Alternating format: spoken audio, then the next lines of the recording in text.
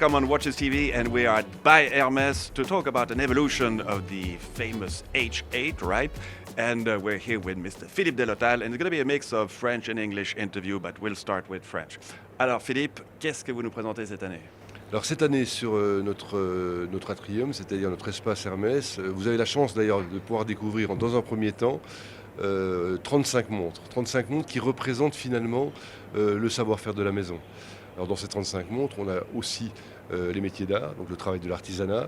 Nous avons la haute joaillerie, les pièces à complications et puis ce qu'on appelle la collection courante. Et dans cette collection courante, on a justement travaillé cette année sur l'évolution de la gamme H08 et en particulier avec l'introduction d'un chronographe. Alors ce chronographe, on l'a voulu évidemment le plus simple possible, le plus lisible, le plus équilibré. Et comme vous avez pu le remarquer, c'est un chronographe monopoussoir. Alors monopoussoir pour deux raisons. La raison que je viens d'invoquer pour l'esthétique. Puis la deuxième raison, c'est le côté pratique du monopoussoir, puisqu'on a 3 fonctions sur une fonction. Et vous êtes basé sur le calibre de base qu'on retrouve dans le H08? Ouais, alors c'est le calibre de base H1837 sur lequel on est venu coupler donc, un module que l'on a développé donc, avec Dubois des Prats et pour donner justement ce chronographe avec ses spécificités de monopoussoir. Et en termes de taille, est-ce qu'il y a une évolution? Alors une toute petite évolution qui est due simplement à l'intégration d'un module. On a voulu vraiment conserver cette ligne, cette grammaire d'origine de la H08, qui est une grammaire finalement assez contemporaine, assez urbaine, et qui donne justement à ce modèle un côté audacieux à l'esprit sportif. Et au niveau des matériaux utilisés?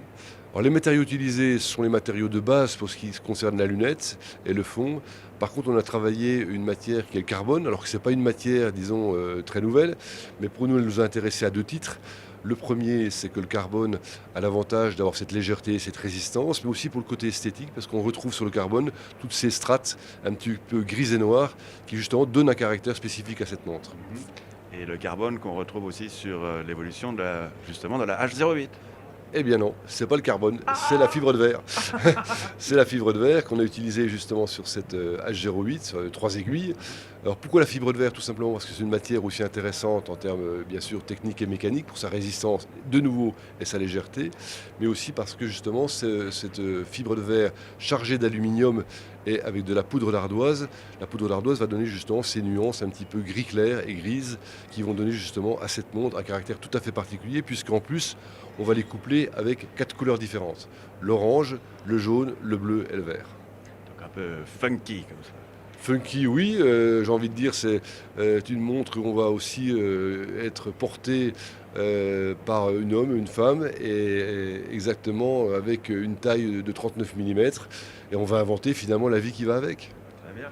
Et vous proposez ça uniquement avec les bracelets caoutchouc ou comme sur l'original, il y avait aussi une option avec un bracelet titane? Non, alors là on n'utilise que les bracelets caoutchouc parce que justement on a voulu vraiment avoir un parti pris sur cette collection qui est finalement la couleur, et la couleur c'est Hermès. D'accord. Et j'imagine que c'est une collection qui fonctionne très bien pour vous. Alors c'est une collection qui fonctionne très bien et c'est vrai qu'on est très content disons, des échos qu'on a eu aujourd'hui sur ce salon, sur cette nouvelle collection. Très bien. Merci beaucoup. Merci à vous. Good luck for the rest of the show.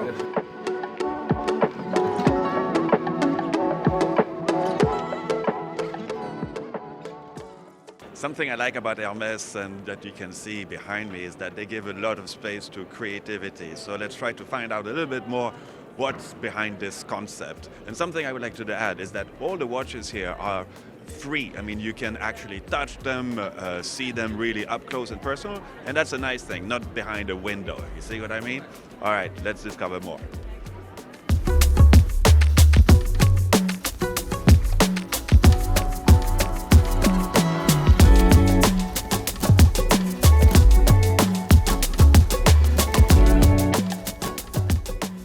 So it's not your first collaboration with Hermes, and can you explain us a little bit what's the idea, what's the concept behind what we have around us? This year, the new collection of H08, it's almost the same than the last time, but with color. So, but the difference is that they use some blend of materials like fiberglass, carbon fiber, this kind of things, and I imagine a kind of suspension world without gravity.